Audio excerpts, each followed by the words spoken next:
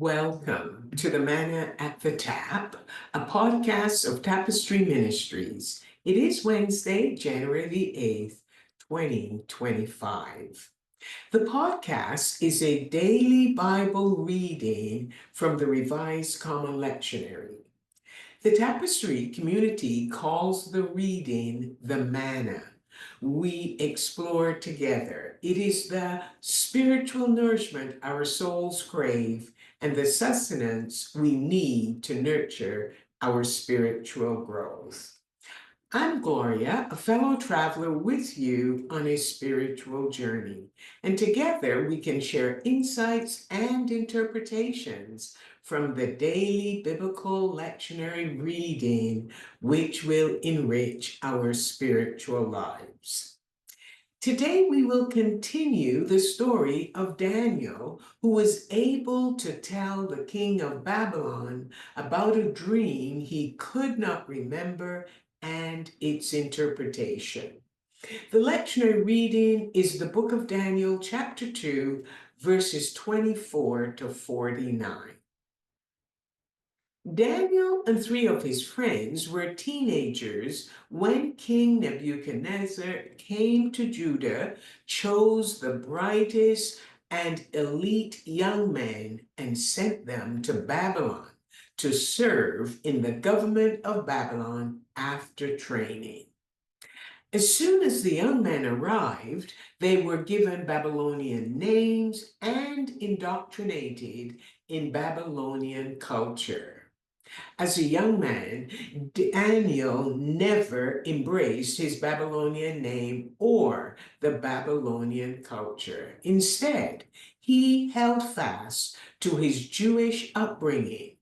3 times a day, he opened the window of his house, which faced Jerusalem, and he prayed to God. In yesterday's podcast, the king demanded that his wise men tell him his dream and its interpretation, or they would be cut into pieces and their homes burned.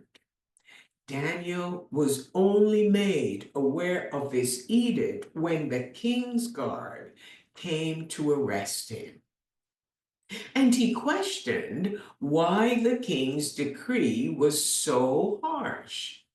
After listening to the explanation, he asked for an audience with the king for more time. Then he would tell the king what the dream meant.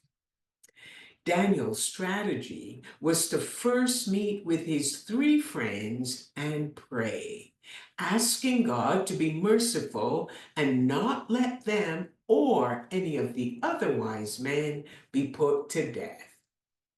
In the night, God explained to Daniel what the king saw: an enormous statue made of various materials, each representing a different human kingdom that would serve only as long as God allowed it to. God also revealed to Daniel that in time, the God of heaven will establish a kingdom that will never be destroyed. It will crush all the other kingdoms and bring them to an end. But God's kingdom will endure forever. Daniel then praised God for the revelation he received, for God's power and might, for being in command of all things, and for being mightier than a mighty king like Nebuchadnezzar. Following protocol, Daniel contacted Arico, the king's guard, who was appointed to kill the wise men of Babylon, and asked if he could have another audience with the king. It was Arioch's pleasure to present Daniel as the answer to the king's dream. But Daniel refused to take credit for the answer. Instead, he gave it all to God, who had revealed the dream to him. Daniel then explained that the dream was about a spectacular statue made from different materials. The head of the statue was gold, and he, Nebuchadnezzar, was the head, the absolute monarch. After that, three domineering empires would come after Babylon, represented by silver, brass, and iron. The Babylonian Empire was strong, but it could only stand for 66 years before there would be a succession of three other empires. This spectacular image was destroyed by a stone made without hands, and what remained was blown away like worthless chaff, while the stone became a great mountain and filled the whole earth. Daniel asserted to the king that the dream was specific and its interpretation was certain. When he finished speaking, the king bowed before Daniel to honor and praise him.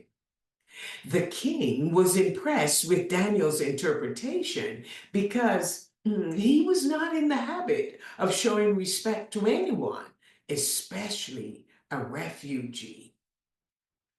The king was unreasonable, fickle, and prone to severe mood swings.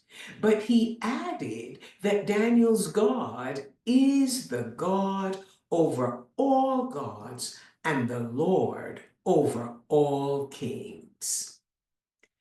Daniel was promoted to a high office, and he made sure his three friends were also promoted. The four young men held a prayer meeting which accomplished much.